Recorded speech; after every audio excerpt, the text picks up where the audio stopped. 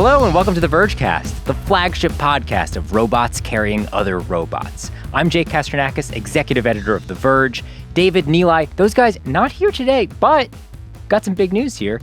David Pierce will be back starting next week. He'll be on the podcast, so tune in. Look forward to that. Today, we've got a great crew, though. With me for the whole show is going to be V. Song, senior reviewer at The Verge. Hello. And V, you just had a big announcement. Yes, I did. I launched Optimizer, which is our latest newsletter. All right.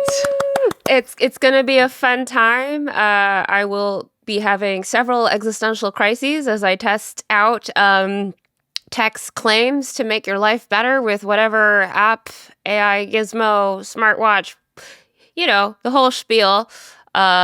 We're gonna dive into whether these things actually make your life better. I'm so excited for this. Via's already been writing basically a bunch of these on the site. And so if you've been reading her stuff lately being like, these are wild, these are ridiculous, like that's what Optimizer is going to be. It's going to be really fun. So check it out, theverge.com.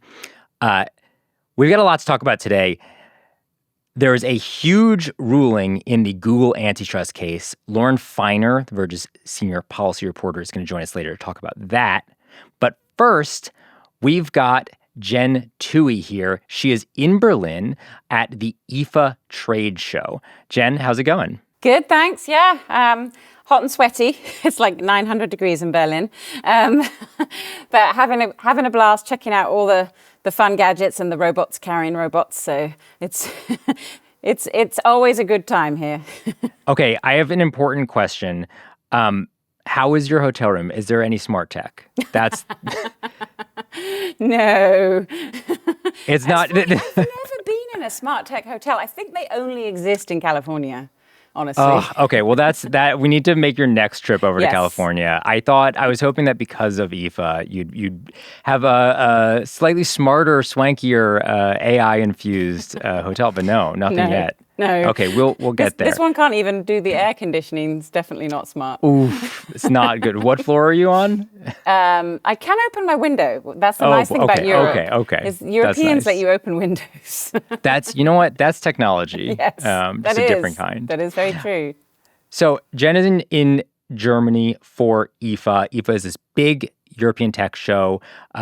There's been a lot of stuff going on. Samsung announced a new FE phone and a tablet. Anker has a cool new party speaker / party projector. But smart home is the star of the show. It has been for the last few years. There are a bunch of robot vacuums, a lot of smart lights. A big announcement from Philips Hue that turns its smart bulbs into motion detectors. We're going to get into all of that. I guess, Jen, you've been walking around the show all day. How is it? And what are people buzzing about? So today was the media day, and IFA is kind of like CES for Europe, but unlike CES for America, here in IFA, you don't have to go to little boring press rooms. They have their press conferences for all the media on the show floor, but they haven't finished putting their booths together.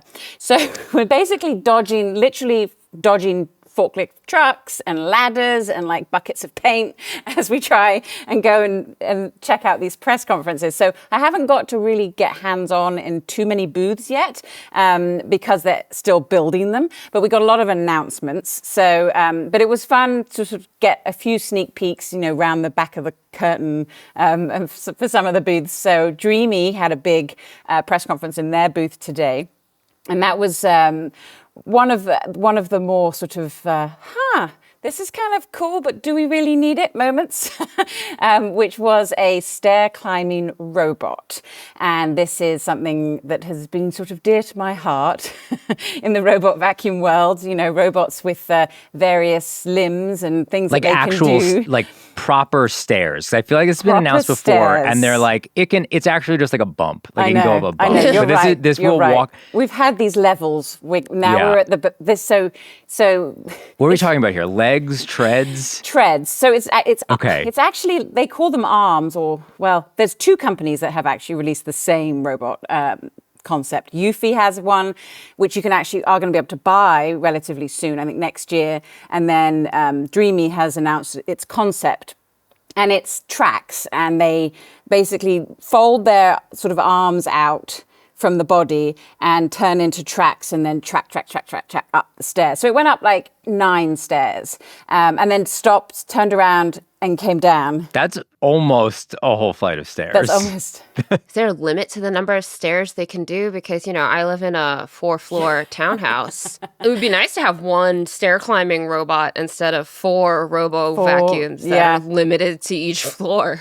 So they didn't release specs on the Dreamy one, but the Eufy one, they did say it can go up to, I think it was up to 5 flights, and they can turn corners. And so, and do different shapes of stairs. But the way it works is instead of it actually being a robot vacuum, it's just a robot. And the robot vacuum gets into it and gets carried up. So it's like a stair lift for your robot vacuum. My God, that is so cool and so frightening at the same time. I'm just waiting for my cat to decide, okay, I'm going to hop on and get a ride that up. rules. So it's a robot for your robot. It's a mech that your robot gets into. Yeah. And I feel like we've gone too far. I think we've over-engineered cleaning our floors. I really do. It's so and the impressive. thing that gets me is it doesn't clean the stairs. I want something that cleans the stairs. Oh, come on. It's right there. That's next year's robot. Yeah. It will also carry the separately stair cleaning bot as it brings it up. I love crazy, RoboVacs are always good for truly ridiculous robot technology. It does feel like they really turned a corner this year and have been adding all these limbs and appendages. It's wild. It's not clear that any of them work amazingly. You tested the one with the robot arm, right? Yeah. And it was it was fine at a vacuum, but the arm was very limited. Well, it's Gen 1. It's a Gen 1 arm. Yes. So I do have one question about IFA. And is it still at Mess Berlin? Yeah. Which is a fascinating building. I mean, if you're into brutalist German architecture, then you will love this place. But it's also a maze, which is actually, there's stairs everywhere. So honestly, I could have used one of these for me, like a Gen transporter to take me around the conference That's how they'll center. really impress us. Yes. So what has been your number one thing so far of the show? Well, I was very into all the Hue lighting announcements yesterday. They did a big event out, not actually in the Messe, which is probably one of the reasons I liked it. And they did a big event where they announced a ton of new lights. The sort of headline feature for most people is that their products are getting cheaper. So they've released a new line of essentials light bulbs that starts at around $15 a bulb, which is still not the least expensive smart bulb you can buy, but that's definitely a quarter of the price, right? A Hue bulb is $60. $60. So it's $24.99 for a single essentials bulb, but if you buy a 4-pack, it's down to $15 a bulb. So that's great. That's wild pricing for Hue. Big Can you change the colors? Yes. So they're all white and color ambiance bulbs. They just have, so they don't dim quite as deep. They have slightly less temperature range. And they say that while the color accuracy is very good, it's not as guaranteed to be match perfectly with all your other Hue bulbs in the way that their premium bulbs are. So that was kind of nice, I think, for the market to see that, because Hue has always been a very popular product, but the number one complaint I hear from people is it's just so expensive. And now there are all these other products on the market, and with Matter, it's much easier. It used to be for Hue, they worked with everyone, so that was a great selling point, and maybe one of the reasons you might think to spend more. But with Matter now, most smart lighting bulbs work with most platforms. So that they were kind of losing that differentiating factor. I think that probably played into needing to move, have more choice for people. But the really exciting thing, for me anyway, I'm not sure if this is as exciting for most people as the pricing, but is that they have released a new feature, which is a software upgrade that will go on every Hue bulb made after 2014. So basically second gen on. That turns your light bulbs into motion sensors. This is wild. This is what I've wanted this whole year of building my first smart home in this very vertical townhouse. like the Cold War my spouse and I have is over the smart lights because I like to use voice, and they're like, Google Assistant kind of discriminates against their voice and never works, even though we've trained it. So they're just like, I gotta pull out an app. What's wrong with a light switch? But, you know, if it was a motion sensor, and I'm guessing it turns on when you walk into a room or turns off when you leave it, then we don't have to have any fights anymore about turning on the lights. That could be their tagline. Yeah, Philips Hue, saving people's marriages. Yeah.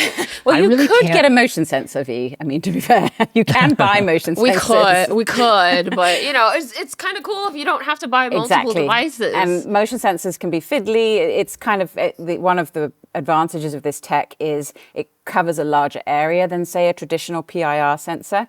But there are a few caveats here. You have to have 3 bulbs in the room, in the area you want the motion sensing, because it kind of triangulates. And what it's using is RF sensing. So that's something that we've seen with Wi-Fi, wireless Wi-Fi sensing, Zigbee, Bluetooth. There's some of this in a couple products that use Bluetooth mesh sensing, but this is the first product to launch that uses Zigbee RF sensing, and it's a technology developed by a company called Ivani, called Sensify, which I wrote about a year or so ago, and we kind of speculated at the time that this might be what Hue was going to be using for its bulbs, because they're obviously one of the most well-known Zigbee-based smart lighting lines.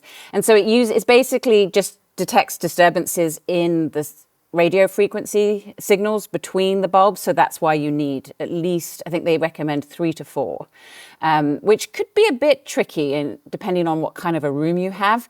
And you don't, I asked and they said, no, you don't do like 3 in a row. Like if you had track lighting, that's probably not going to work that well because it's not creating a zone. So there's going to be a bit of setting up to do. I did test a Wi-Fi version of this that Wiz, which is Hue's sister company, had for their bulbs. And it wasn't super reliable. It would turn on okay, but it was the turning off part that was less reliable. But Hue says that they've been working on this for a long time, like multiple years, specifically sort of fine-tuning the reliability aspect. So I'm going to be really interested to try it out because it is the idea that you can take a product you already own and upgrade it to get this kind of function is a great thing for the smart home. Also, not having little white boxes and sensors around the house. I mean, I have a Hue motion sensor. They're great, but like my kid will move it or my husband will get annoyed by the light. You know, it's occasionally it will blink a little LED light and he'll like put it flat on its face. So it's no longer sensing motion. But there is one caveat. You do have to have the new Hue Bridge Pro for this to work. Sorry, just got that one in there. No, that's for So it really is remarkable, though. Like, I truly cannot think of another instance where a company went and retroactively added a major feature to 10 years worth of products. Yeah. And especially something as substantially different as this. Like, this is a very clever implementation and a very clever new feature. And, you know, you're right. Like, there is this important caveat. So you do have to have this new hub to enable it. Yeah. And it sounds like there's a legitimate reason for that, right? They're not just like pay gating it. Right. So it is a heavy technical load to process. So what happens is that the bulbs can be firmware updated to support this sort of tech stack of the Sensify technology with the Hue technology sort of mixed in. But all they do is detect motion. They don't know what that motion is. And so they send their signals back to the bridge, which uses algorithms that have been kind of fine-tuned to detect specific types of motion. So there are 2 use cases for this that Hue's touting. There's motion sensing for turning your lights on, and that's free if you buy the bridge. But it's also been used for security because Hue has a security suite of cameras and now a new siren. So you could actually use it like a security system. And the security algorithm is different from the motion sensing algorithm. The motion sensing algorithm actually needs to be more precise. But the security, needs to be quicker, needs to be super fast. Whereas the security algorithm doesn't need to be as fast, but it needs to be very accurate because you don't want to trigger an alarm for a false alarm. So yeah, and that they're charging for. That's $1 a month, or it's part of their Hue Secure system. But yeah, the bridge is doing all that processing of the data that the radio waves disturbances are sending to the bridge, and then it decides what's going to happen, what's been triggered. Were they able to demo any of this for you yet? Okay, so you actually did. You walked in and saw the lights come on. Yes. And so, okay, this is my big question. Like, how? Obviously, you have to do a lot more testing to see how reliable it is. But like, was it fast? Was it quick? Oh yeah, it was very fast. But I didn't get to see how long it. So for me, as I mentioned, is it turning off, because that's the tricky one. Like I get this with my spouse all the time. Like the lights turned off on me, and I didn't want them to turn off, and I was like, well, you weren't moving enough. Oh right. Well, this is important because you say this in your piece. It's motion sensing. It's not presence sensing. Correct. And so if you are just sitting there, the lights will still turn off on you. Yes. What about pets? Right. Like, what if I have a naughty little kitty who is zooming around at 2 a.m. and I'm trying to... I want my kitty to see. You're doomed. But they can see in the dark. No, it's just like having a PIR sensor in that if you have a large animal, it will probably trigger it. Like my dog constantly triggers my motion sensors. But there is a sensitivity slider like there is with PIR motion sensors in the app, so you can adjust, sort of fine-tune it for your household.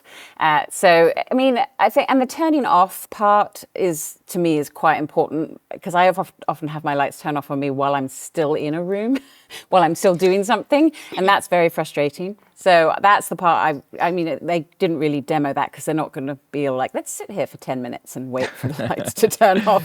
So I'm looking forward to trying that out. So do stretches every once in a while and make arm motions. And, the next time your smartwatch is like, hey, you've been sitting too long, you can go like, oh yeah, my legs also need me to move around. So maybe this is a holistic health and lighting solution. I don't know. Or maybe we could somehow tie in your smartwatch to your motion sensing technology to tell you that you are still moving a little bit. Because this is something else I saw a lot of on the show floor today, is sort of holistic home, the holistic smart home, everything feeding data into a central AI-powered system. They don't want to say AI agent yet because it's not really agentic, but you can see that we could be moving to the point where data that your home takes in can then be processed and some sort of intelligent decision could be made to predict perhaps what you might want to do next, or what you might want your home to do next. Like, you're getting a bit warm, maybe your smartwatch can send that data and your home could decide to turn your AC on for you. I don't know. There was a lot of that. LG had a whole sort of AI home booth. They actually had an entire orchestra of appliances. Oh my gosh. This sounds so much like, what was it?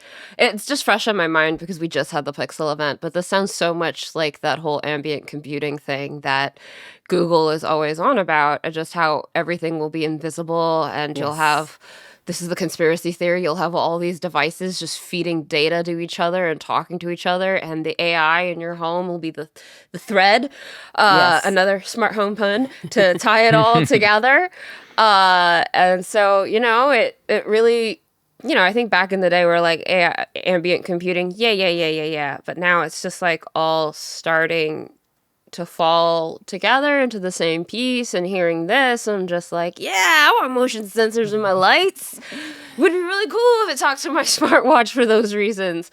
I mean, I'm sure we could think of a really dystopian use case for it, like that. Yeah. I don't know if you saw the Disney Channel movie, like about the smart home that goes really rogue on the family at one point. But I think it sounds great. It would be super convenient for me. Like me personally. This AI stuff does seem to be like, this is the next frontier for them, right? That SwitchBot also had this announcement that they're going to do an AI hub. Mm-hmm. And it seems like all these companies are going, okay, we put enough stuff in your home. It's kind of complicated, but maybe if we all mix it around with AI, like it turns into something more coherent. Like that's the next move, but we're not sure if it works yet. Yeah, I think you're right. It's very much about like there is so much capability in the smart home tech world today, but getting people to actually use those capabilities is hard because it's a steep learning curve for a lot of things. Even just a motion sensor, if you went and bought a motion sensor and tried to set it up and get it to work with your home and your routines, it can be frustrating turning the lights on when you don't want it to. Whereas if the home system can manage all of that stuff for you and ideally be able to kind of pull in data from all parts of your home, not just necessarily for your comfort, but also for convenience, for saving energy, for safety. Like one of the things this new tech, the sensing tech can do could eventually be good enough to sense if you fell over.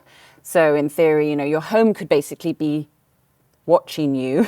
And I know everyone's going, your lights are watching you. It's not creepy. It's just merely a totally different appliance that shouldn't be able to see you. Right. So that is the benefit of this sort of ambient sensing. But I do see with the AI home bent that cameras are going to be a huge part of using this ambient home being proactive, because the data, the richness of the data they get from cameras versus the data you get from sensors is just a step above.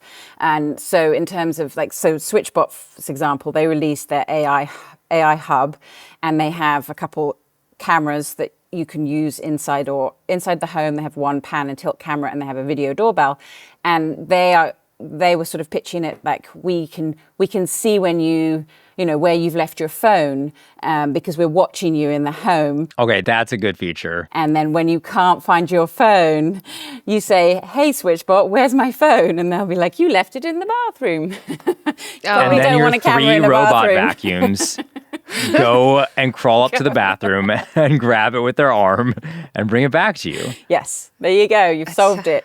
It's all coming together.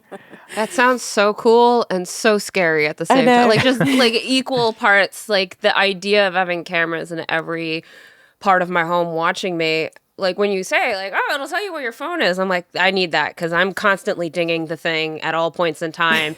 And you're finding the sound, but your cat's sitting on it, so the sound isn't accurate. That sort of thing. AirTags don't work well through floors and all of that stuff. So that personally, this is all just personally in my life. I would love that, but at the same time, I don't know if I want a camera in my bathroom. Yeah. I mean, the cameras, ideally though, you wouldn't do it. But if you have a camera at the front door, maybe you have a camera at the back door, maybe you have one in the hallway, and then the other sensors could help for, the bathroom stuff. But yeah, there's got to be a way to kind of pull all of this together where it feels private and secure. And this was something that SwitchBot was focusing on too, because their hub was entirely local. But they were also using vision learning, so machine vision learning, which has to use the cloud because it's such a high processing, it requires a lot of processing power, which the hub can't do, and you would have to pay a monthly fee for those types of things. I can see more and more companies doing that. So using the AI for what the home sees in strategic areas so that it can then, so say I've lost my cat, it will know that it saw the cat leave through the front door because someone left the door open. But then the personal data can be more like wearables or sensors in the bedroom or the bathroom. But the key is tying it all together. And right now, everything is so disparate. Each company is like, you can use all of our appliances. Like that's LG with its appliance orchestra. It's like, look, we can make all of these work together, but that means I have to have everything from LG, or I have to have everything from Samsung, or everything from SwitchBot. So that next level is, how do we bring all of this together? And how much is Matter and Thread helping with stuff like it's a promise? It could. Nothing at the moment. Yes, could. Could is an important word. Yes. I mean, that's one of the reasons for Matter, is so that we could have this more, it's an open standard. It provides the platform for the technology to talk to each other. So you could then bring in Samsung AI Home or LG's Furon Agent, as they call it, and or SwitchBot Hub or something else to connect into the data that Matter provides. So you wouldn't necessarily, so Matter being any device can work with any platform, no matter who made it. So you're not locked into proprietary ecosystems. And that's really the foundation of, that was the point of creating Matter. So yes, you can see that this could help create that foundation. And then the fight now, the arms race, is who becomes the brain of your home, because that is going to be someone you have to pick. Is it Google? Is it Apple? Is it Alexa? Is it LG? Is it Samsung? Is it SwitchBot? This just like, I put up a story over the weekend about how when I talked to Google, they were basically selling the same idea about how the ambient computing world is going to happen and AI is just going to be the glue that keeps all of these devices talking to each other and together. So if you win the AI battle and in Google's case, Gemini is the bot that everybody chooses, then in some ways, like, AI is strengthening the product ecosystem. It's like putting putty and strengthening the walled gardens as opposed to tearing it down in some way. I think for the flagship products, definitely. For the phone, the speaker, the watch. But where it's democratized, so it makes buying a light bulb, a $15 Hue light bulb now much more approachable, or a motion sensor or a presence sensor. We saw some cool new presence sensors on the show floor today, or a door lock. All of that now doesn't have to be from one company. That's where you get much more of the democracy and being able to choose what you want to make your home work. But yes, I think the flagship products, you're going to feel locked in. So 20 minutes of Samsung's keynote today was all about AI Home. So at CES, they called it Home AI, but now they've rebranded and it's now AI Home. It's like, thinking outside the box there. And it was all about the Galaxy Watch, the Galaxy Phone, Samsung Food, which is their meal planning, healthy eating system app, and then Smart Things. So bringing all of their pieces together to sort of lock you into that ecosystem. They don't really care which smart bulbs you buy. So Jen, I know the show hasn't even technically started yet, but is there anything else we should... Or today. Today's Friday, right? Oh my gosh. Today, well, as this is airing, the show has started. Just started. For you personally, it's really started. No, but is there anything else we should be looking forward to throughout IFA, or is it just going to be AI? What's next? I think more robots. Robots. We always get excited about robots. Yeah. There's some interesting. I did get to play with a robot pet today, which was quite cute. I love the weird pets. The weird pets. The pets are so good. Yeah, LG has its weird little baby in a bowl pet that it had at CES here. Do you remember that thing? That's okay. Was it the Marumi? I can't remember. No, it wasn't Marumi. What it was Marumi called. was like a Japanese one. But yeah, so Baby that's in a here. bowl. And there's also SwitchBot has its AI pet, and I saw like anime holograms in like a canister. Yeah, that's meant to be a pet. Lots of companionship. It's time to shut down IFA. We have gone too far. It was like an anime character, and they were like, "Yes, it's your companion." It's like, oh, my daughter loves anime, and I got a bit closer. I'm like, I don't think this is for her. No. Was it like anime, boy. It was Pikachu anime? No. Or was it like Elon Musk Annie anime? Oh no. Yeah. Oh no. And then there's another robot with an arm that can throw tennis balls for your dog. That's better. You know what? Yeah. That's better. Yeah. And I love that robot. Yeah. So there's right. lots of fun robots, lots of appliances. I always get excited about appliances. I know Sweet. that's and I think there's laptops too, in case people are interested in those. Awesome. Well, I'm very excited. Everyone should stay tuned to theverge.com. We're going to have a lot more. Jen, thank you so much for hopping on to tell us all about IFA. I'll let you get back to the wild show in Berlin. Thank you. All right, we've got to take a break. When we're back, we're going to have Lauren Feiner talking about the Google antitrust ruling. Support for this show comes from Shopify. Starting a business is exciting, but once the excitement wears off, you might realize it also means juggling 1,000 tiny tasks. Shopify gets that. Shopify is the commerce platform behind millions of businesses around the world and 10% of all e-commerce in the US, from household names like Mattel and Gymshark to brands just getting started. And they want to help with everything from sales to design to marketing.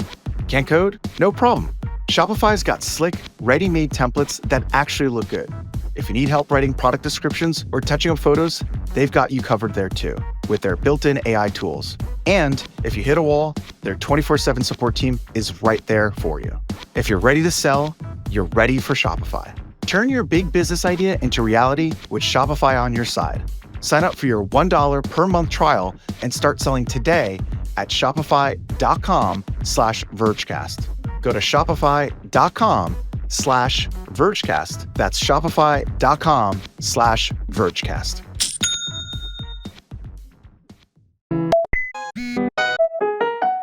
And we're back, and we've got The Verge's senior policy reporter, Lauren Feiner, here with us. Hi. Lauren, you spent a bunch of time this spring in a courthouse watching the Remedies trial of the Google antitrust decision. This started, I guess, a year ago. A year ago, a judge decided that Google had maintained a monopoly in the search and advertising markets. Then this spring, there was a whole big to-do over what they should do about it. And that ruling finally came down. And people were expecting something pretty big, right?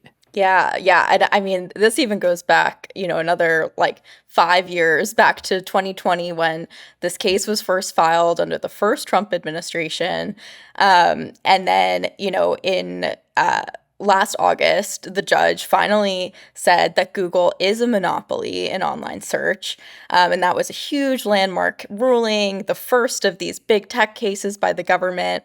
And then there was all this anticipation of okay, what is he going to do to make sure that Google can no longer have this, power grip over this industry? And that leads us up to this past week when the judge finally issued his ruling and said basically Google can't do some contracts, some certain terms in their contracts, and they have to share some data to help search competitors, get up to speed with them, but basically rejected the largest of the DOJ's proposals of how to restore competition to this market. Right. The DOJ swung for the fences, and they had these pretty big asks that I think the most famous of them was trying to force Google to sell Chrome. And then everyone was coming out of the woodwork trying to buy Chrome, even though it wasn't for sale yet. And the judge is just no, that's absolutely not happening. He said the government really overreached too by trying to get them to, as a backup, maybe have to sell Android. Most of the big asks just didn't happen here. And I think most of the big asks just didn't happen here, right? The DOJ didn't get most of what they were asking for. Yeah, I think that's right. I mean, I think you could definitely look at this and say, hey, the DOJ swung for the fences, put out all of these really big ideas of how to fix this market, and it probably wasn't going to get all of them. But I think it was surprising the extent to which they didn't get so much of what they wanted. The judge really didn't go all that much farther beyond what Google had conceded to. And in some ways, having watched Judge Mehta throughout both the liability phase and the remedies phase trials, you could see that he was really grappling with what to do here. He's the first out of the gate with one of these rulings in this kind of new era of tech antitrust reform. And he really seemed very cautious about, not wanting to create a new problem and disrupt something that's, already set in motion. Well, it's really interesting. In his opinion this week, he goes into the fact that AI changed how he ended up making this decision. The fact that AI is now seen as a competitor to search made him, I think, a little bit more cautious in what he did here. He has this one quote. He says, quote, Much has changed since the end of the liability trial. Artificial intelligence technologies, particularly generative AI, may yet prove to be game changers. And then he just says, like, flat out, the emergence of Gen AI changed the course of this case. And so there is this real thing here where I think possibly we could have gotten a much stronger version of these remedies against Google. But for the first time in decades, the first time maybe ever, Google actually is seeing some material competition. And I think, V, you just did a whole Vergecast episode on this about people's use for AI, and search is one of the big ones now. I mean, for you and I talked pretty heavily about using AI for search because, sorry, your search kind of sucks now. It's so weird because on the one hand, we use Google the way that we use the word Kleenex to mean tissues, right? Google just means go search something on the internet. That's in our vernacular. That pretty much would make you think that, hey, this is a monopoly because we don't say, oh, go Yahoo that thing, right? We say go Google that thing. But to our Vergecast discussion, it's not good enough anymore because all of the SEO slop has just changed that game. So it's sort of like, oh, once again, because I've been watching Law & Order and I had to have Perplexity tell me what season it was that Finn Tutuola cuts off his ponytail. AI was actually able to tell me, it told me a wrong answer and someone called me out online and then I looked it up again and then it told me the right answer. So you do have to kind of handhold it a little bit, but it's still telling you what's more likely to be an answer when your traditional Google search isn't going to help you anymore. I had a situation this morning where my fridge the ice maker was spitting out clay balls. And I was like, what is happening here? I'm concerned about that. I'm very concerned. Why is my ice maker spitting out clay balls? And then I asked, and Google was not giving me any answers. And so I asked AI, and they're like, well, this is either a sediment issue, and you're just going to have to do a lot of work, or something's wrong with your thing, and why don't you just empty out the ice bucket? And I was like, oh, I can empty out the ice bucket? New homeowner here. I've never had to do appliance maintenance before. And I found out that my spouse had put an eye mask with clay balls in them in the ice maker. Oh my God. It had opened up a hole, and that's why clay balls were coming out of my ice maker. So I was like, AI didn't give me the right answer in this situation, but it did kind of put me on a path that got me to the right answer for a search and a question that I had, whereas just typing it into Google did nothing for me. So it's like a really, I get where the judge is coming from, but also I'm like, come on, man. It is one of those ultra specific things. I did the exact same thing. I was trying to look up, do you remember the chat app Trillion? I was like, how do I search for a chat app that was popular in 2006 with a weird infinity logo? And it was just, right? I can't Google that. But you're right. It is pretty remarkable that if this Remedies trial had been held probably a year earlier, certainly 2 years earlier, we may have ended up in a very different outcome because Google, it seemed kind of borderline impossible that Google would see material challenge to its dominance in the search industry. So I'm just going to read out, I think, a quick TLDR of how I'm seeing the things that they actually have to do. And Lauren, you can tell me if this is about correct. But here's what the judge is going to require of Google, assuming that this sticks.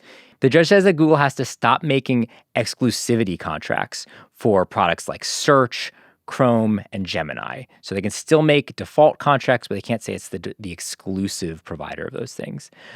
Google has to stop tying some of their apps to the placement or use of other apps on their devices. So they can't be like, if you want Gmail, you have to use Chrome. If you want Gmail, you have to use Gemini. They can't do that anymore. They're going to have to syndicate some of their search results, and that's with an asterisk. There's a big subset there. And they have to share some of their search index. Is that about right? It's a lot of half measures here. That's right. And he leaves open some possibility that he could expand some of this in the future. For example, if, he finds that, these remedies aren't actually enough to restore competition, maybe he'll look back on the payments part of this or something like that. So there's some options here, but that's basically the extent of what Google has to do if these remedies hold up. Well, and actually, we should touch on the payments part because that was a big thing at issue here. And he thinks they're fine, right? Yeah, I mean, I don't know if he necessarily would say, oh, this is totally fine. I think throughout the trial, even the liability phase and the remedies phase, we saw, he really felt like the fact that Google was paying Apple, $20 billion to be the default search provider on Safari was pretty indicative that, they felt like they needed to hold on to this position, even though they keep saying that they're the best. And so he really seemed to kind of hang on to that fact throughout the trial. But at the same time, I think he heard from both Eddie Q from Apple and an executive from Mozilla who said, we would basically be pure losers here if you decide that we can't get these payments from Google because Google is still dominant. Our customers are still going to want to go to Google, and we have to provide that option, and yet we'll no longer be able to be paid for it. So I think that was something that he really wanted to consider here and probably drove some of his thinking around whether Google could be able to make these payments. It's really fascinating. I think the critics of Google are pretty upset about this ruling. They think that it's not going to go far enough, at least from what I've seen. But as I was reading the opinion, you do sort of like see how the judge landed here. And you start to feel for him in terms of the challenge of threading this needle. Because you look at the payments, which were one of the big things at issue here. And it's like, okay, so maybe you say, you know what, it is bad for Google to be able to pay to be the default and therefore crowd out everybody else. And then you think from the judge's point of view, okay, does it help Google or hurt Google if I ban them from paying Apple $20 billion a year, but Apple sets Google as the default search anyway because Google is the best product? Does it help Google or hurt Google if I ban them from paying Mozilla a bunch of money and then Firefox dies and even more people have to use Chrome? And you just keep going through these things and it's like, oh, like this is kind of tough. Like, how do you make space for competitors without actually hurting the rest of the industry at the same time? Because all of these companies are just hooked on Google's money. And Google, saving them a bunch of cash would actually be a perk for them in some ways. Yeah, definitely. I think, Judge Meza talks a lot about, judicial humility and, not wanting to kind of take proactive action that will cause more harm or disruption, or, pretend that he can know the future. But at the same time, I think critics of this decision are saying, he really didn't go far enough. And he already found that there's this issue in this market that revolves around how Google has conducted itself. And a lot of these critics feel like he hasn't gone far enough and instead did a sort of half measure that says they can't have these exclusivity in their contracts, but they can keep paying heaps of money to be the defaults, which, already he's kind of found that the defaults act as a way that Google has been able to maintain its monopoly power. So a question I have is like a lot of times with law, and one thing that I've learned just serving in unions is that you can want all of these ambitious things, but you really have to think about enforceability, right? Like when you decide you're going to do things a new way and you're like, hey, what if we do it this way? I think one of the challenges that I learned about was how implementable is it actually? So are the things that he's, asking Google to do, are these things that materially make a difference? Are these things that the government can enforce? Or is it just sort of like, we said that they're doing this here, but actually it's a status quo?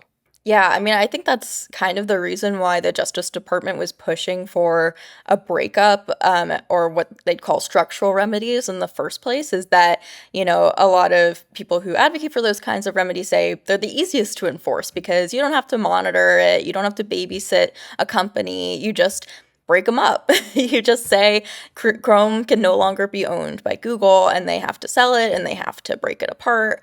And obviously that's easier said than done, but once it's done, it's done. These behavioral remedies, having to, not put certain provisions in their contracts or share certain search data, that's something that kind of does have to be monitored for compliance a little bit more. But I think in this case, it doesn't seem like so hard to do that. But I guess the devil will be in the details of how they have to do that if they actually get to that point. So the thing that I think is a little tricky here is I sort of see how he lands at we can't ban these payments. As for how he lands at the rest of the remedies and what is required of Google to create competition, it gets a little more complicated, I think, because he actually carves this like pretty narrow path. And I don't know that this path is necessarily tied to the ways that Google created its monopoly and enforced its monopoly. And I think that's what a lot of the remedies were about, right? The remedies were Chrome enables Google's monopoly, so we will remove Chrome. Android enables Google's monopoly, and so we'll threaten to remove Android. And kind of as I see it, what he's doing instead is saying, I'm going to create a little narrow path that will allow more competition to bubble up. You're saying that the problem is that Google has such a lead in search that no one else can catch up and compete with them. So I'm going to give you some basic tools so that these other companies can bubble up and start to create competition. And from my read of the opinion, he's basically saying, listen, all you other companies, you can have basically a map of what Google is doing. And that's kind of it, right? We'll give you some supporting stuff. So you'll have a map, like the search index is essentially a map of the internet to let them understand what Google is indexing. They're going to get some basic search syndication, but they can only syndicate up to like 40% of their search from Google. And that's supposed to sort of help bootstrap them. But the judge is pretty blunt about, from there, you got to do it yourself. You can't keep going back to Google and getting more information about how they build their search engine. You need to invest and you need to build a good product. You need to compete with them, which is still a pretty big ask of the industry. Yeah, I think it's important to know that, in antitrust law, when it comes to remedies, the goal here is not, let's undo every anti-competitive thing that Google did up until this point, because some of them maybe are irrelevant to the market at this point. The goal is to restore competition to the market that Google has monopolized. So, I think the goal with these remedies is basically to make it so that, rivals really can compete in this market in a way they haven't been able to in decades based on Judge Mehta's ruling. So basically he's implementing all of this to say, okay, let's give some of these rivals kind of a jump start in the way that they haven't been able to do that in years because basically delivering valuable search results requires a lot of data. Collecting a lot of data requires a lot of users coming to your service and putting in a lot of queries. And if Google is gobbling all of those up, then no other company is really getting that. So the goal is to kind of give these other companies a jump start in that way. And so that's kind of what he's trying to do here. But at the same time, he's kind of limiting that a lot more than what the Justice Department said would be necessary to really get them there by saying, we're not going to let you have access to this on a periodic basis. You'll just get like one snapshot in time, and that should give you a sense of like what Google knows, or, saying you can only have some access to some of these features for 6 years rather than 10. So I think that's kind of how he's tried to like walk this line. And he's really wary of making these rivals dependent on Google. He doesn't want them to feel like, okay, we have like a long runway to figure this out. And we could just like coast on Google's data in the meantime. He wants them to build up to be their own services. Have you heard from, the Mozillas, the DuckDuckGos, like how they feel about this? Like, is this going to be helpful to them? I mean, I think Mozilla is relieved that they will not Yeah. be losing a huge chunk of their revenue that comes from Google for default payments for Firefox. I think DuckDuckGo was really not happy with this ruling, and they ultimately said. Their CEO, Gabriel Weinberg, said in a statement, quote, "Google will still be allowed to continue to use its monopoly to hold back competitors, including in AI search. As a result, consumers will continue to suffer. We believe Congress should now step in." And, if you're calling on Congress to step in at this point, after we've seen these bills shot down before, that really feels like a last resort. So there's this take out there, and I'm curious your thought. Like, it seemed Google clearly lost the lawsuit, right? They were ruled to have a monopoly. That is the last thing they wanted. But when it comes to the remedies, it kind of seems like they won. Do you agree with that? I do largely agree with that. I mean, basically what the judge granted was pretty much all of what Google had proposed, that they said we'd be fine with this, which was basically the exclusivity contracts aspect. And then he imposed somewhat more of what the Justice Department asked for in terms of some of the search data and other syndication that he ordered. But really, the DOJ lost out on all of its other big asks. So, it's not a total loss for the Justice Department, but it's far short of what they asked for, and seems to be far short of what many critics here think would be necessary to restore competition. I want to ask maybe a bigger picture question. You had this story that ran on Thursday. You said the tech antitrust renaissance may already be over.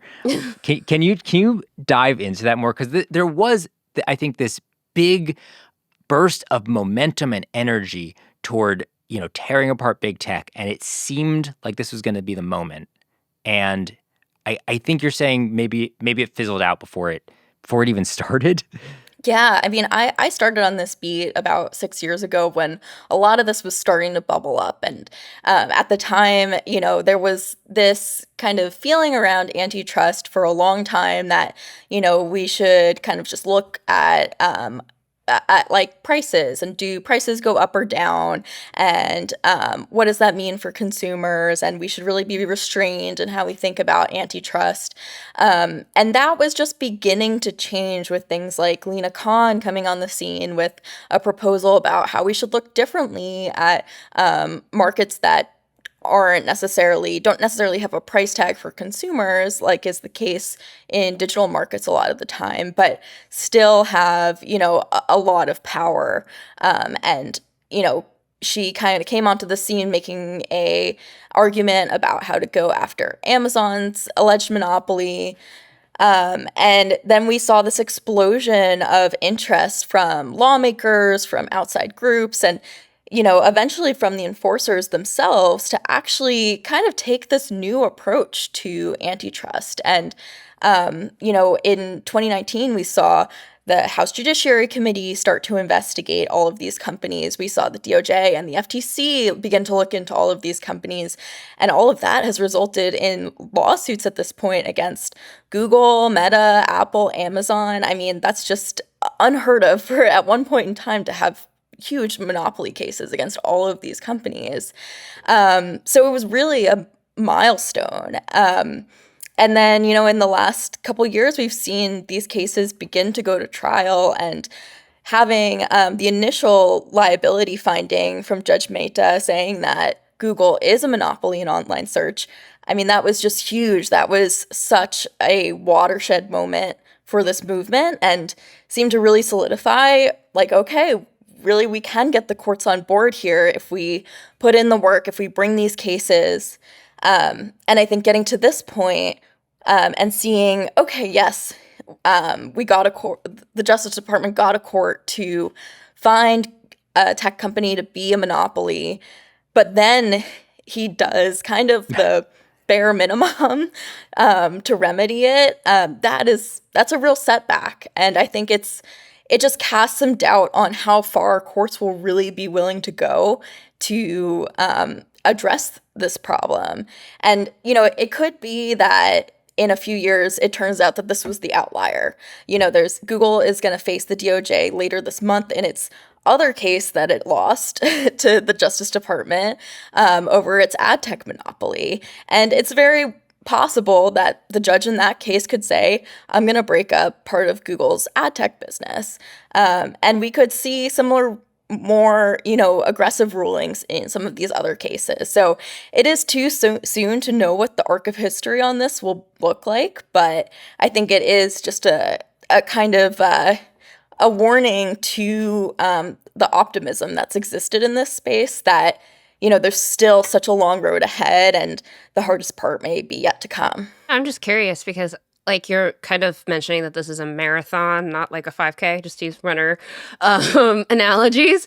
But, I'm just curious how much of the environmental vibe shift plays into this, because if this started 6 years ago, then, well, a lot of this momentum and energy started under the initial Trump regime, and then gained some momentum, I guess, during the Biden years. And, I think everyone would agree that there's been a little bit of an energy change since, the start of 2025. So I'm just curious, does that also play into this, fear that the Renaissance might be over before it began? Because, ostensibly there's a long time before there's another vibe shift, maybe, or maybe there'll never be another vibe shift again. So just curious how much that plays into, thoughts regarding how this is going to go with all of these big antitrust cases. Yeah, it's a great point. I mean, I think it's impossible to ignore the, political influence here and just the way, the political moment has shifted. At the same time, it's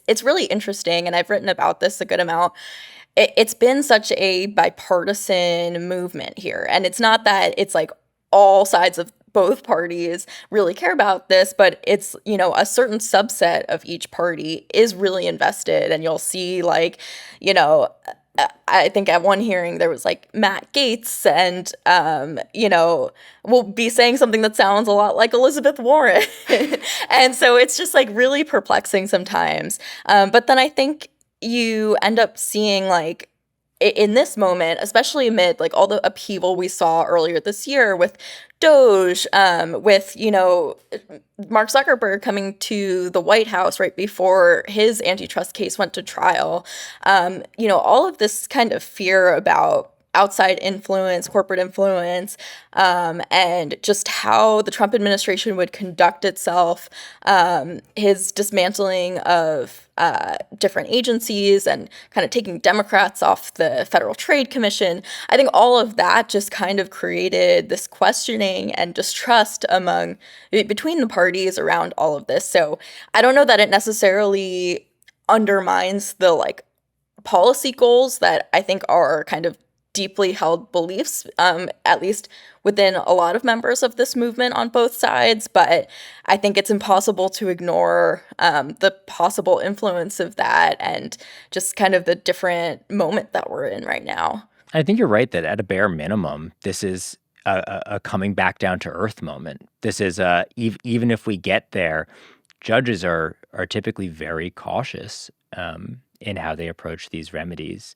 And I think it says a lot that Google, at least as of the time we're recording this on Thursday afternoon, Google has not appealed, right? They still could, but I tend to find that most companies, about 30 minutes after an opinion comes down, put out a statement saying, this is terrible, this is the worst thing that's ever happened, and we're going to appeal. And Google put out a statement that was actually the judge, he was very thoughtful in this case. We're just not what you expect to happen. They didn't have that one drafted. They had to write that one on the fly.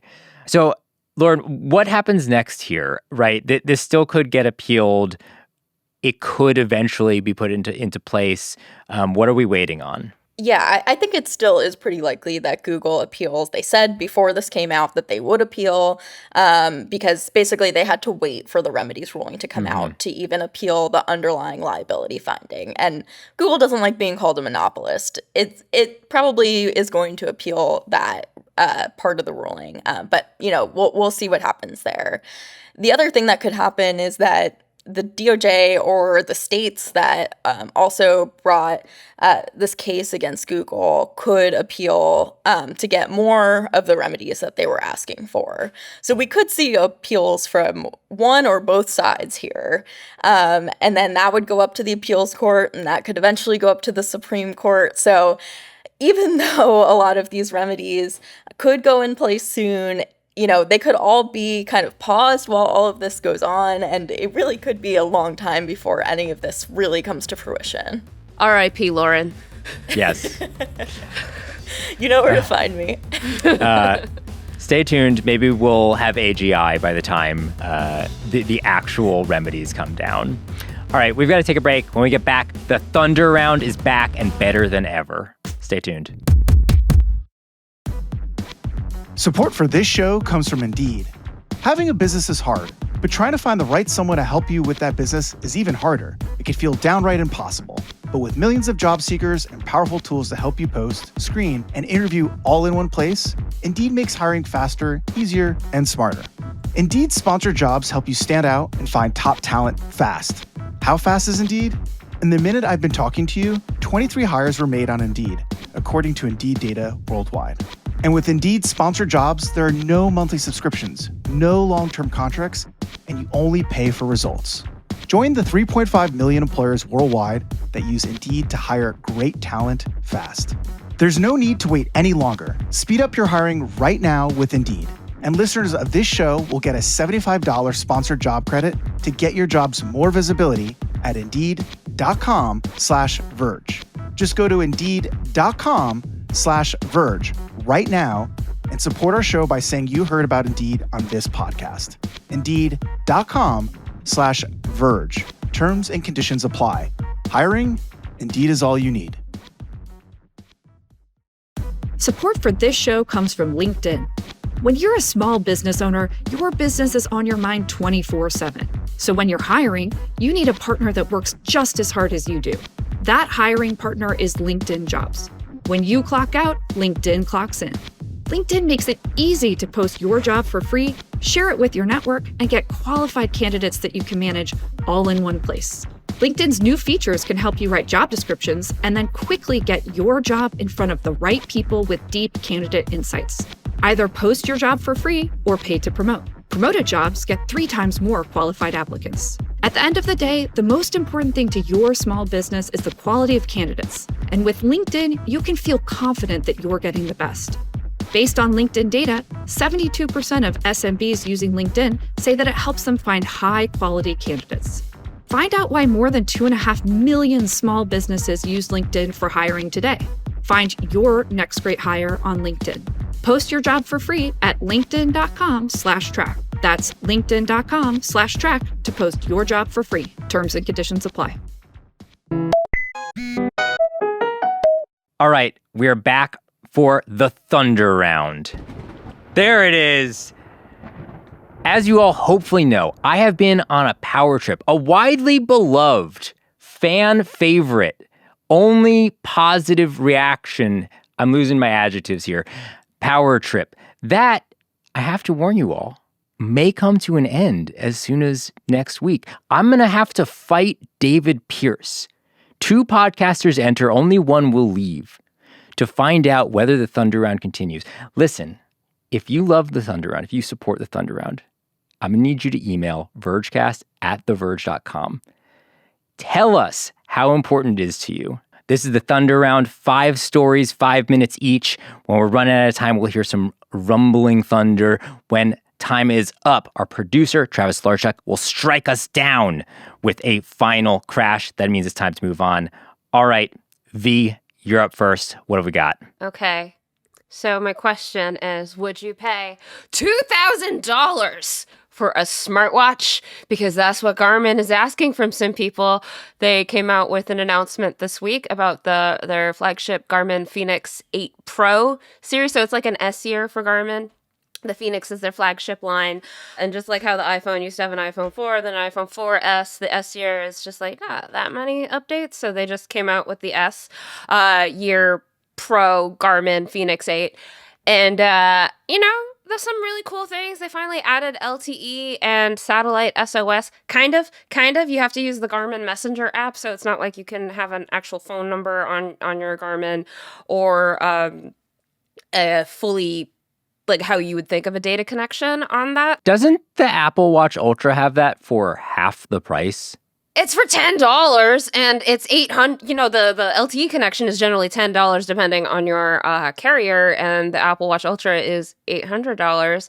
But they're saying, hold on now, the starting price for an OLED display will be $1,200. If you go a slight size up, it'll be $1,300. But if you want the micro LED display, which has a maximum brightness of 4,500 nits, which I don't think I've ever heard of any device with a maximum brightness of 4,500 nits, you have the privilege and the distinct honor of paying $2,000. And I was just like, you can't convince people to spend $2,000 for a foldable phone that does a lot of stuff.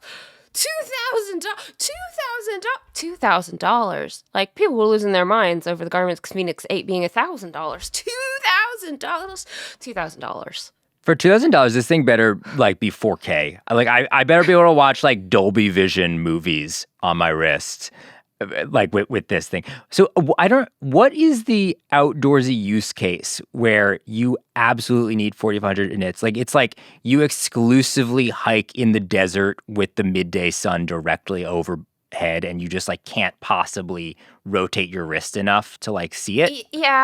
Yeah, it's mostly so you can see things in bright, direct sunlight, but it's really funny because I was reading the comments and everyone was just like, what, no memory and pixel reflective display, which, would let the battery be 4,000 years long? Not with a display that bright. Not happening. No, so the micro LED will be...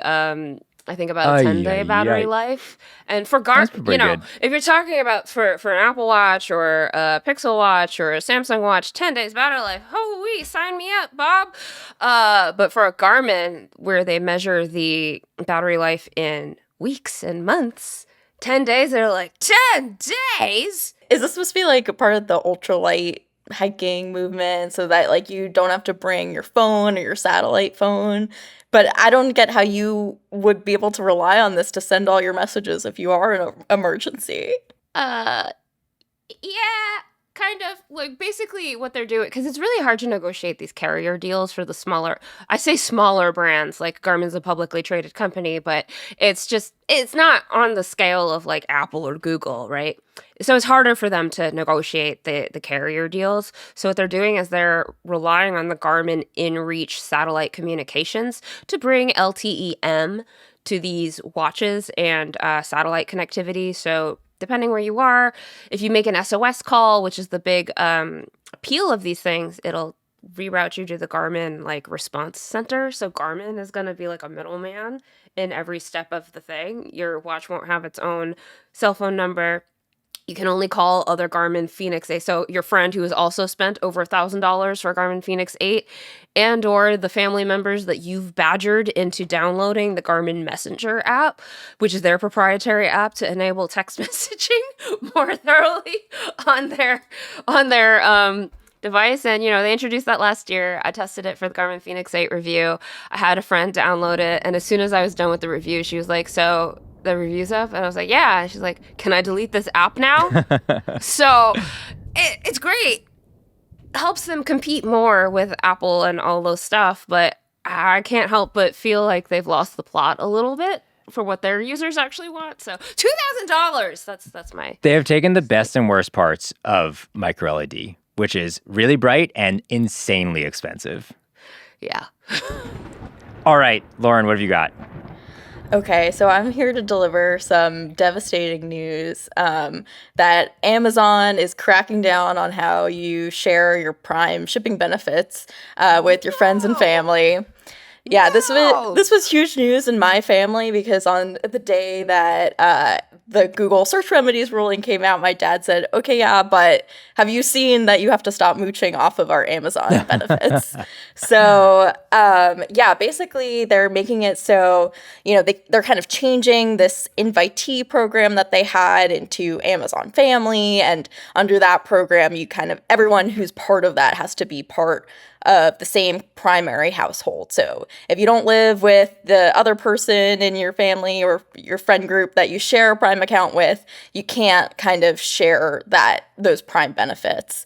It seems like from how I'm reading it that you could still just have, your friend or family member ship you stuff from their account, just to like a different address, or you could log in there, but you can't have like your own account and use their shipping benefits. I'm not letting somebody else see my Amazon purchase history. Like, I just cannot explain like why I bought like a tarp and like a tomato plant stick and also like 15 USB-C cables in the same order. Like, it just doesn't add up. I had no idea that this was even a benefit that was allowed. Like, Netflix password sharing, like, okay, that makes sense. Like, these are just computers. Netflix isn't tied to my house. Amazon is like very singular to me. So I was like, honestly, maybe I'm just out of the loop. Maybe I'm just left behind. I didn't realize, I barely even realized you could share it within your household. So I was like, I thought I was getting an upgrade. Jake, it's not true. Jake, you gotta get on the password sharing at least within your house, because your dad, for a while before like tied the knot, said holy matrimony, we were paying for our individual Prime stuff, and then when we found out that we were basically paying twice while living under the same household, we were like, why are we doing this? Why should we have to be doing this? But I hate that Amazon is basically taking a page out of the streamers. But I mean, come on, man. We all got subscription fatigue. Let us have this. Let us have our shipping. Come on. Like, the narrative, though, for subscriptions over the past, like 2 years at this point, and it was started by Netflix, and they were like, we're going to crack down on passwords, and like they expanded it globally, and now it's kind of everyone. Like, if they haven't done it already, they have announced that they're going to do it. I'm pretty sure it came to HBO. I'm pretty sure it came or is coming to Disney Plus. And Amazon Prime, I'm going to say this one actually makes the most sense to me as a thing that feels very focused on a single location. But nonetheless, like, these things are expensive. And every time another company does a crackdown, it adds another subscription to everybody else. And so it's like each crackdown is hurting the next company that does a crackdown, because they're just going to have fewer people who are willing to add a subscription. Like, I am tapped out. I have too many things. When it comes to streaming services, I just save it up until there's enough movies and shows that I want to watch, and then try to knock it out in a month or two, because I'm I can't keep all these going at the same time. This is outrageous. I think it's kind of surprising that they let us have all these password sharing for as long as they did. And I think once Netflix decided we're going to crack down on this, and people didn't just leave in droves, I think everyone else was like, all right, I guess we could do it too finally. No, that's so true. Netflix was willing to take the reputational hit, and I guess people actually just like Netflix enough that they're like, well, what are you going to do? I'll pay for some more Netflix. I mean, it helps that there's bundles now, where if you go to a carrier, they'll be like, we'll give you a free year of this and a free year of that, and you can now, within one bundle, get 5 different subscription services, and you'll save money than if you were subscribing to them all independently. And here's a credit card thing. But I was like, why do we have to do this? Why do we have to jump through all of these hoops? I had a racket going with a bunch of 6 friends, where one person would pay for one service and then put us all as family, and everyone was responsible for paying one subscription, and we were all just on a big old racket, and this is falling apart. And so now I'm just do I need this service? I miss my subscription racket. I will say, some of the companies that have done these crackdowns, they're not as good as cracking down as they say they are. There's listen, I'm not breaking any rules, but there might be some people on my accounts who are, and nobody's caught on yet. All right. Next story. Okay, so I have been talking about this, I think, the past 3 weeks. I am obsessed with the Pixel 10 Pro's 100x zoom feature. So it has this feature called ProRes Zoom, where when you zoom into 100x, it will use AI to enhance the image. And I think when we first saw this, I was like, these demo images that I'm seeing seem like incredible. They're remarkable. I can't believe they look this good. And then last week I was like, well, I'm maybe seeing a few flaws here. This week, I think I'm ready to say I might hate it. So Allison Johnson went out with the Pixel 10 Pro and a Coolpix camera that actually has a 100x lens. And number one, you have to see what this camera looks like. It is this enormous black thing. It is like the size of a limb. It's huge because it turns out you need a huge lens to actually get 100x. But she did a bunch of side-by-side photos with the Pixel 10 Pro and this actual 100x zoom.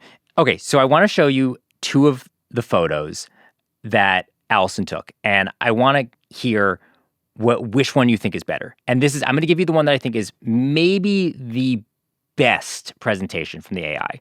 So here are two photos of the tails of some planes. So here's photo one, and it is kind of like blurry and ripply, and it almost feels like you can feel the like fumes or something coming out of the back of the jet engines. And here's another one, and I think this one is like crisp and clear, maybe a little smooth. The colors are vibrant.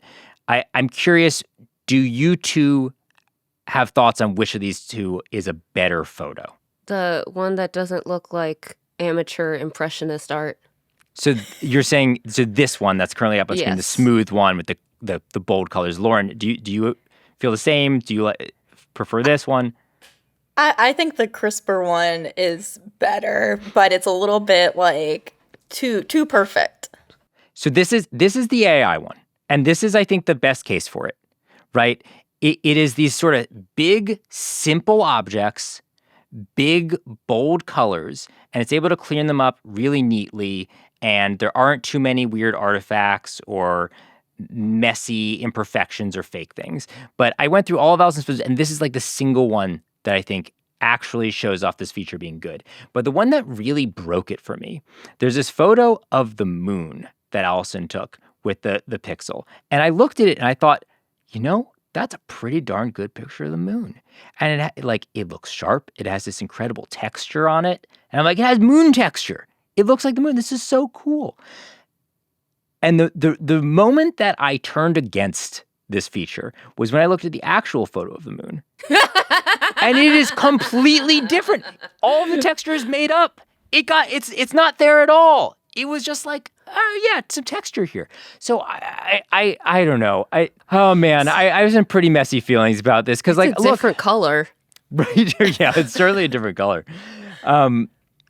I don't know. I feel very, very torn because again, I do think like this one photo of the planes, that's pretty good for 100x. Like that cleans it up nicely. But this moon photo, I'm like, it just made up a bunch of stuff about the moon. Like that's not what I want from a camera. And Allison just talked to Mark Lavoie, who used to work on the Pixel cameras and now works on cameras at Adobe, and talked to him about putting generative AI in camera apps. And I don't know, the impression I got was that he was kind of uncertain if it was a good idea. This is how I feel. I'm curious. You guys, I think, look through some of the other photos. Like, do you have thoughts here? Like, is this good? Is this evil? It's just why. I feel like I have mixed feelings. Yeah, I think it kind of just depends what you're going for with the photo. Like, if you're trying to, capture the moment that you're in or get, real information from a photo that you're going to remember, I don't know that I'd want to rely on AI for that because it's you could just, download a photo of a really good photo of the moon if you want to know what the moon really looks like. Or, I feel like some of just, taking photos with your phone is just, capturing the moment. But, yeah, this feels like something else. Why are you zooming in 100 times? Just because you can? For what reason are we going 100 times zoom sometimes? It is because I can, to be clear. Right. I'm excited by that. It just doesn't make any sense. Okay, we could do another 20 hours on 100x zoom, but we must move on. What have you got? In the year of our Lord, 2025, you can finally have Instagram on the iPad. I saw this headline. They did it. They did it. They did it. This is the most impressive piece of, oh my gosh, incredible. This is the single most impressive piece of engineering that we've seen out of Meta in years. Can you believe they managed to do this? It's groundbreaking. We've only been asking for this since the inception of Instagram over 10 years ago. And it's just like, oh, cool. Instagram and the iPad are the same age. They're the same age.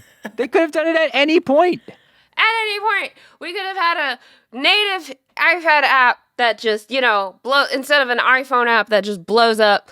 But then at the same time, so I was reading me a story on it, and it's like, it'll prominently feature Reels. And I was like, that's not what I want. That's not what I want from the iPad Instagram app. But this is mind-blowing. You open it up, and it defaults to Reels. And if you want to find photos on Instagram, you have to go to a new tab that, like, it looks like you're going to find your friends or something. Like, it's not a clear photo. You need to find, it's buried in a new tab, the photos. The Instagram part of Instagram is now hidden within Instagram. This just screams to me that they just wanted to find another way to distribute Reels, and they didn't really have interest in an actual Instagram app for iPad. That's exactly it. And it's just like, listen, I'm pitching a news segment called Give the People What They Frickin' Want and don't edit. Like, there's just so many things where it's just give the people what they want. We are asking nicely. Please don't put your nefarious agenda into the thing that we're asking for. Give us our chronological frickin' feeds back. I was just like, yeah. Listen, I will use the Chinese state-sponsored, NSA deeply concerned app TikTok for my short-form video, and Instagram I would like to stick to photos. That's how I feel. I'm not messing with Reels. I'm not messing with Reels until the day that TikTok gets banned, and then I'll open up my iPad. Photos and stories. That's, honestly, just give me the stories. I want to snoop on what my friends are doing and go like, oh, good for her. Or like, oh, that's shady. That's what Instagram on the iPad should be for, just as it is on the phone. I don't want Reels there. Leave me alone. So, yeah, it was just like so wonderful and then so cruel. And I say this as someone who hasn't had a fully charged iPad in months. So I'm just saying. This is Meta's approach to the iPad has been bewildering. And I realize, like, I don't know. I realize it takes some engineering resources. I realize, like, maybe it's probably never going to be the most popular platform for them. But it is so embarrassing and weird and ridiculous that today, like, or at least as of yesterday, you opened up Instagram and it was still that tiny little square that you, just like a version of what you'd see on the phone. And the same is true for Threads, right? I believe it was true for WhatsApp until pretty recently as well, too. So hopefully this means Threads is next. What do they have against the iPad? Like, I'm not a big iPad girly, but like all of our grandparents and all of the children are on iPads. Those are great segments to target. I don't get it. I do think they have beef with Apple. Meta and Apple definitely have beef. But like, taking it out on the iPad is like, Apple does not notice that. They're not like, oh no, but WhatsApp for iPad doesn't go full screen. Like, that's not your leverage to getting a better deal in the App Store. You're just hurting all the old people with bad eyes, which will be me in a few, like, not even a few years. It's me now, an old person with bad eyes. I saw your glasses earlier. You're already there. I'm already there. My eyes are garbage eyeballs. And I was like, oh, I don't have to do the thingy. And maybe I'll use my iPad more because I don't have to have all these iPhone apps that just blow up. No, I'm very upset by this. I know. It's finally here, and I'm still upset about it because they're using it to push Reels. RIP to our Instagram. It was already not Instagram anymore, but now it's clear where their interest lies. All right, Lauren, last one. Take us home. Last one. So yeah, this is just basically shout out to Democratic FTC Commissioner Rebecca Kelly Slaughter, who pretty much every day for the past several months has had to check a court docket to figure out if she's going back to work. You might recall that Trump tried to fire her and her colleague at the time, Alvaro Bedoya, from the Federal Trade Commission, which he technically isn't allowed to do based on Supreme Court precedent that basically they're trying to challenge. This whole case had to play out, and the district court judge said, you can go back. So she went back, and then the appeals court said, wait a minute, we're going to pause all this while we figure it out. Then she went home. And just this week, the circuit court said, okay, you know what, she can go back to work. We're still figuring out the case, but, for now, like, she's allowed to go back. So, yeah, I just can't imagine your life being run by a court docket in this way. But and very that's publicly. been the situation. She's like finding out in the New York Times if she goes to work in the morning. Pretty much. It's like the weirdest snow day imaginable. Yeah. That's hell. That's real hell. I don't think I could do it. She's a strong woman. So obviously it is, I'm going to say, bad for the FTC not to have a full set of commissioners, and very problematic for Trump to fire the Democrats. These are intentionally designed to be a bipartisan commission. Has it allowed them to, go running now that there hasn't been two Democrats in there? Or is the do the FTC commissioners who are left not even care? Well, I think the thing it changes is not so much like what the commission is actually doing, but just like what sort of insight the public could possibly get into what they're doing. There's 3 Republicans on the commission now, so they were always going to have the majority. It's a 5-person panel when it's full.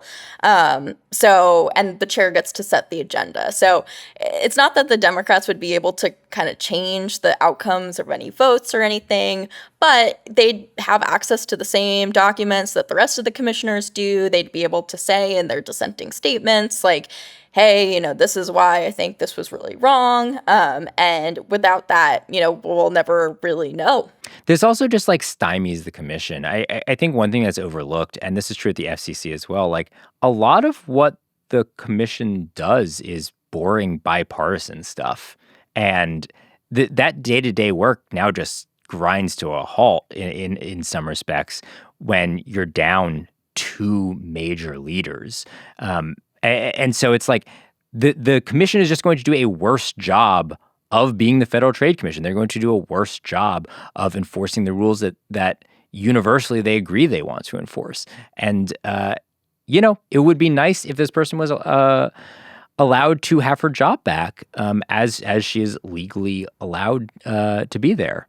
Yeah, I mean, I think it also just arguably makes it so any company that's trying to sue because they didn't like what the FTC told them they have to do gives them another thing to say in court, like, "Hey, look at this is not like the normal course of things."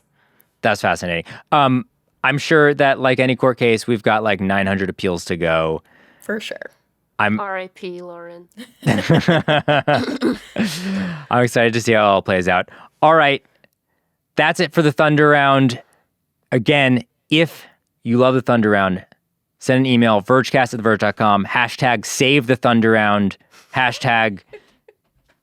#David loves the Thunder Round. Send in your emails. I've support loved the us. Thunder Round. I've seen every iteration of the Thunder Round. I've enjoyed it immensely. So You got my vote. You have, including, listen, the Thunder Round is always new. It is always improving, and it will stay that way until the day that it clashes with David Pierce, which will be next week. All right, that's the Vergecast. I am off to California next week, along with V, to cover the Apple announcement. Our Tuesday episode of the Vergecast will be pushed to Wednesday as a result, so we can give you some of our impressions from the event. And Stay tuned because David Pierce will be back for that episode to chat with us. It's been a blast being your Friday host. I will still be around the show. Whether the Thunder Round survives is another question. Send in your emails. If you like what we do here, the best way to support us is to get a subscription to The Verge at theverge.com. And be sure to sign up for V's newsletter, Optimizer, while you're there. It's going to be good. We're all going to have an existential crisis and feel good about it. Yes. That's what V does best. We'd love to hear your questions and feedback. Let us know what you want us to talk about. Email us, vergecast@theverge.com, #Save the Thunder Round, or give us a call, 866-VERGE-11. The Vergecast is a production of the Verge and Vox Media Podcast Network. Our show is produced by Eric Gomez, Brandon Kiefer, Travis Larchuk, and Andrew Marino. See you next week.